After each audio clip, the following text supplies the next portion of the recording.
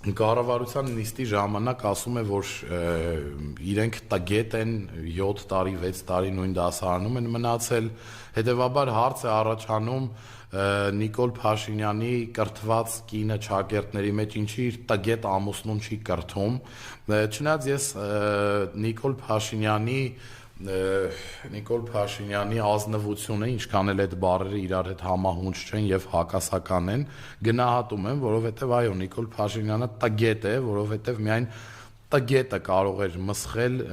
նախկինում ձեռք բերված մեր հաղթանակները, միայն տգետը բանակ չծառայելով, համալսարան չավարտելով, դիվանագիտական կրթություն չունենալով, ոսկուց, բուլատից ատամներով կարող էր գալ զավթել Հայաստանի